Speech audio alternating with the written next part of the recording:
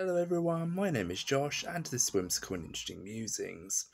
And today I'm going to be doing something that I've been really looking forward to doing ever since I started my playlist for Inside Number 9, and I'm going to be talking about the live episode of Inside Number 9 entitled Deadline.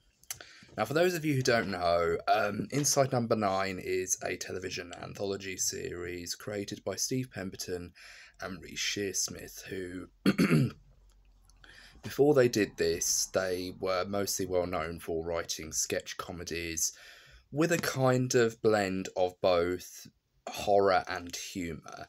They did two shows, one of which is called The League of Gentlemen, and I just started watching that recently, and I'm actually a very huge fan of it. I love the characters of Royce and Vasey and all their twisted, macabre glory. I like the dark comedy. It reminds me a little bit of a John Waters movie in that respect, in the sense that you've got these very outlandish, larger-than-life characters, but they just kind of have this very kind of devil-may-care, we don't care what any of you think of us kind of mentality, and I was all for that. So yeah, I'm a huge fan of League of Gentlemen, and I'm also a huge fan of the first thing I ever saw from both Steve Pemberton and Reece Shearsmith, Psychoville, which is basically a continuous story told from the point of view. It's kind of a very episodic type show where there's a continuous storyline, there's mystery, there's twists, there's turns. It's kind of along the same lines as something like Lost or Heroes, where it's a constant mystery that's constantly being developed and constantly, being added on to and, given twists and turns here and there. But it's a really good show. It's really funny and it's very dark in that very special blend that Steve Pemberton and Reece Shearsmith are very well known for.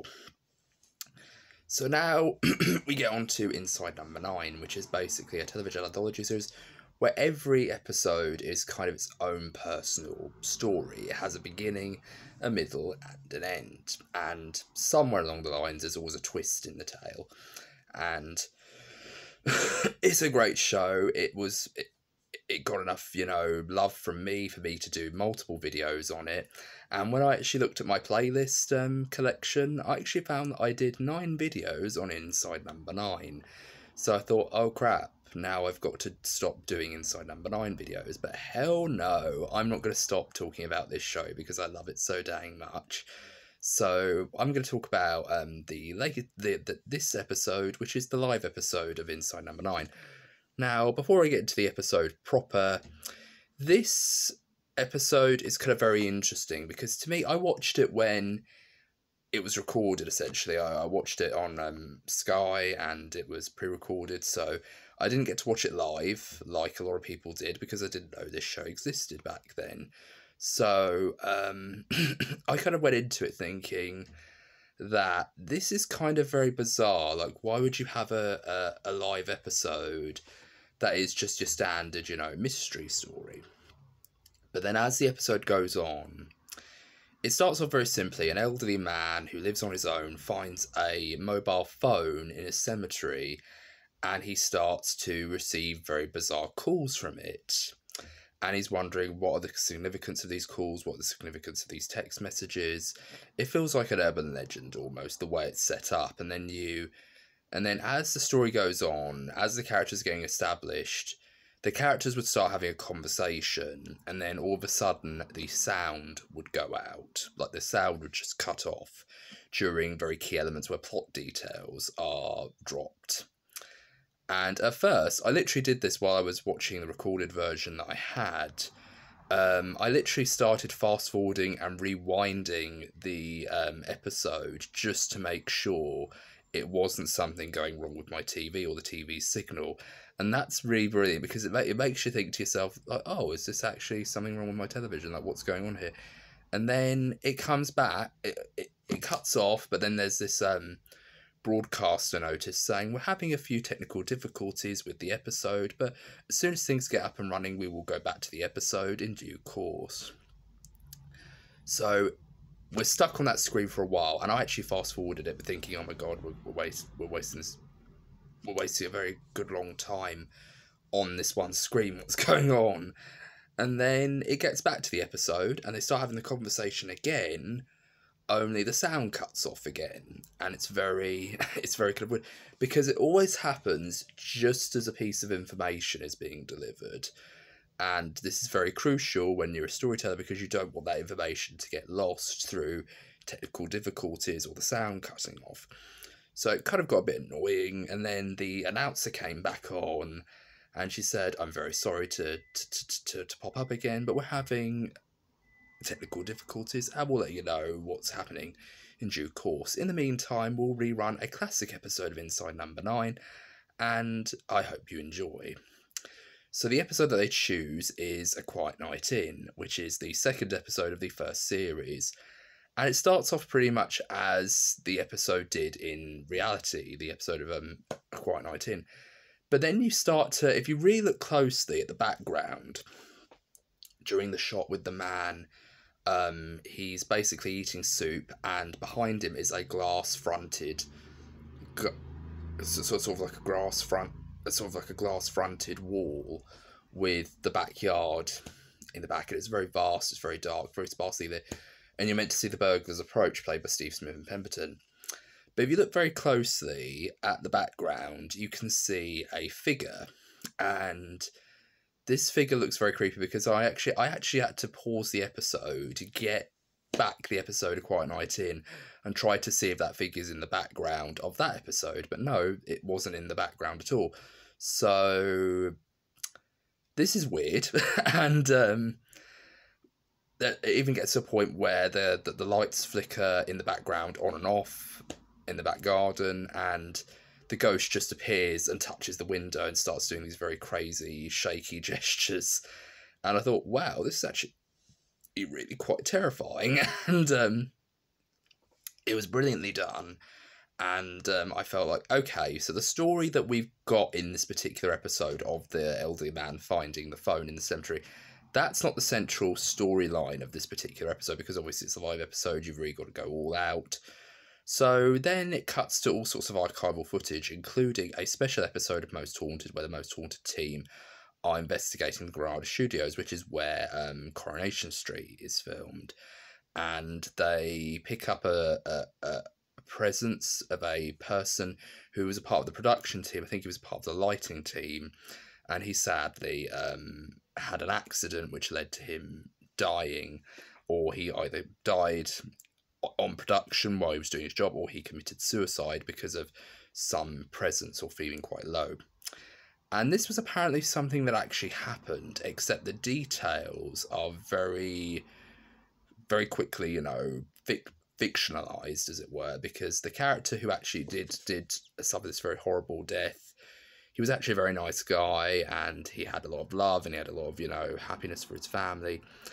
But in this one, he's kind of a guy who's a bit demented, and I don't know how that kind of works, but to me, I thought that was a very interesting twist. But what really makes it very interesting is there was a fire at Granada Studios, which is shown in its entirety during one sequence during the archival footage segments. And there's a lot of stuff that happens, including there's a scene in the episode where they actually use test footage from a later moment in the episode that we're currently meant to be watching, which reveals this very dark twist, where the production guy actually shows up in one of the shots, but you're not actually paying attention to it because you're constantly focused on what Steve Pemberton's doing. And it's such an incredible episode. It's one of those episodes that really begs to be rewatched and analysed. And it's one of the best examples. There's even a moment where we see through security camera footage, CCTV footage, that Steve Pemberton and Reece Shearsmith are in their dressing rooms and they're trying to figure out what's going on.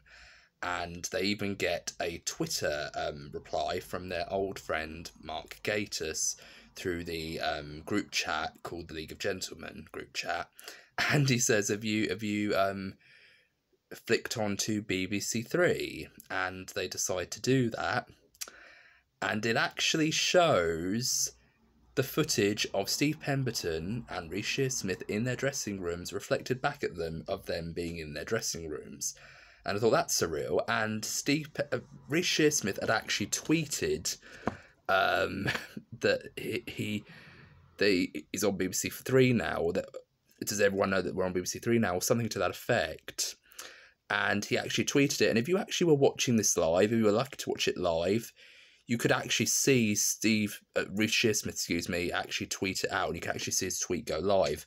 So there were little details like that that made me think, oh, this is actually really awesome. This is actually really cool. But I'm sure a lot of people were actually kind of very confused. I even heard that a lot of people actually tuned out, very disappointed, like, oh, this is what happens when it's in live performances. Because this happens when you're doing a live show, like very famously during the EastEnders live episode, the 30th anniversary, a lot of actors were flubbing their lines. There was even an actress who kept forgetting a character's name, and they're supposed to be related to that person, so they should know their name very well. But stuff like that happens during live episodes. You never can guarantee what's going to happen and if it's ever going to go according to plan. So it does play to that kind of effect that you can never fully be too careful. You can never plan too closely what's going to happen because you never know what's going to go wrong. So it was very clever that they actually utilised that to retell a very interesting story. And then very quickly, shit hits the fan, excuse my language, but things start to very quickly get from very creepy and very weird to just being downright disturbing, because stuff starts to happen. One of the actresses who is starring with Steve Pemberton and Shearsmith in this episode, she cuts her throat on camera, and there's even a scene where, and an interesting fact, considering that we just talked about Coronation Street with the Garage Studio Most Haunted stuff, the actress who plays this elderly woman who's acting alongside them actually played Roy, the cafe owner's mother, and I actually thought that was a very interesting connection, and and yeah, I actually found it very funny that was the case. And of course, Coronation Street also did a live episode for their 50th anniversary, the one where the tram crashes into Coronation Street. So there's a lot of connections between these three things. But I actually really enjoyed that. It really kind of made the episode quite unpredictable, and it was really creepy. Like, there were a lot of moments, and there's even a moment where the standby announcer comes back on, and she hears a noise, like a knocking on the door, and she goes, "Hello, like, is anyone there?" And then she walks out. You can hear movement, and then you just hear her scream, and it just really kind of gives you the sense of, oh god, this is really, this is really getting weird, what's going on? And it's brilliant. I absolutely loved it, and I love how courageous Steve Pemberton and Reece Shearsmith were to do this, because it's very hard to kind of always... It feels like when you're doing a show like this that you constantly feel the pressure that you want to actually, outdo yourself, and in many ways that's kind of what Steve Pemberton and Reece Shearsmith are constantly doing in an indirect way, where they're constantly saying, well, what haven't we done? What haven't we done in this show that we can, put emphasis on in another episode? What can we do? And to be that fresh every so often, and every season they've been able to do this, it really goes to show how clever and how wonderful they are as writers, and how they're able to get these wonderful... They're able to conceive of these wonderful ideas in such a big way, where it can actually feel like you're actually watching a fresh and interesting idea or an interesting take on these stories. So it's a fantastic way of keeping the series fresh and making people feel like, oh, you're not repeating yourselves now. Because that can be the big trap that a lot of these shows fall into, is they can feel like they're being a bit, derivative, or they're repeating themselves a lot. But Steve Pemberton and Reece Shearsmith, the talented writers that they are, were able to really kind of pull this out of the bag and really show that that they can create these new and interesting ideas and create interesting storylines that really keep you hooked from episode to episode. So I really do like that, and that's why I just love the anthology format so much, because it really does give the production team a chance to be creative. Like, I love shows like The Twilight Zone, Tales from the Unexpected. And I also love shows like American Horror Story, where every season is a new story, and every season is the same cast, playing different roles. And some characters would take centre stage, whilst other characters would play supporting roles. Characters who played supporting roles in the first series might have, starring roles or main roles in the next series, and vice versa. It will continue to go along in that loop. But it really did a great job of really kind of making it feel like you really were excited to see what they were going to do next. And it's the same with Inside Number 9. You really do get that sense that these characters enjoy creating these stories and having these ideas. But you've always got to ask yourself, what haven't we done? And I think that's something that Stephen Pemberton and Reece Shearsmith do in spades. It's a fantastic thing that they're able to do. But this episode does end really horribly, with the main stars supposedly dying on camera. And it ends with an interview with them promoting Inside Number 9. And one of the presenters, I think they're on the One show, one of the presenters says, "Do you actually believe in ghosts?" Reece Shearsmith and Steve Pemberton. And Reece answers this one, and he says, "No, I don't believe they are." And then it just sort of cuts off. It's brilliant. It's a fantastic episode. It's a great episode. If you were able to watch it live, and I'd love to hear your thoughts in the comments from people, did you actually watch this episode live? And what was it like to actually watch this episode live? Was it creepy? Was it fun? What was it like to actually see this episode live? I'd love to hear your thoughts in the comments. And if you want me to do other episodes of Inside Number 9, much more deeper standalone videos on episodes of Inside Number 9, I'd love to hear your thoughts in the comments as well. Like I did with Wise Owl, I'd love to do that because I just love talking about these episodes. And I'm looking forward to the new year, because then that means more Inside Number 9 videos are coming out, and more Inside Number 9 content is coming out too. So I'm looking forward to talking more about this show, because I just love it so much. I love the writing, I love the cast, I love the stories, I love the twists, and I love twists in a good story. And this was fantastic. Now, before I actually finish on this video, I want to talk about the other things that I'll be tackling in October and November. And because November is my birthday month, I'm going to be talking about films which I really like. So, and things that I've recently been watching that I really want to give a good, justice to, and want to really flesh out in depth. I'm going to be doing a, overview of Avatar: The Last Airbender, and that will be coming soon. And I want to talk about the film Mean Girls, which is one of my favourite films of all time. I love it. The cast, the writing, it's just incredible. I absolutely just love this film. I enjoy watching it from time after time. I love watching it every single chance I get. It's on Netflix, so I absolutely love it. It's a fantastic film. It's really funny. It's really heartfelt in places, but then it's also really kind of, over the top and really kind of just lovely and fabulous, and how mean it can be, and it's just really a fantastic film, and I love watching it every so often. I also will be doing a review, a standalone video on The Devil of Christmas, one of my favourite Inside Number 9 Christmas themed episodes, and I'll be doing a separate video for The 12 Days of Christine, which is another Christmas episode. And I'll be doing other, standalone Inside Number 9 videos. If you feel like I didn't really give an episode much attention in my overview series, I'd love to hear what you want me to look at in terms of an episode that I didn't really give that much insight into my first go-around in this particular series. Because I'd love to actually talk more about Inside Number 9 in the build-up to the new series, Series 8. And then we've got one more series after Series 8, which is Series 9, and then it must end. It should be written in law. But yeah, so I think it's a fantastic series, and I want to do more videos like this. I want to do more Inside Number 9 videos, because I just really love this series so much. So I'd love to hear your thoughts in the comments. And if you like this video, please be sure to like it. And if you want to see more, press subscribe. Have a great day, everyone. I hope you're all doing very well. And this has been Josh with Whimsical and Interesting Musings, and bye.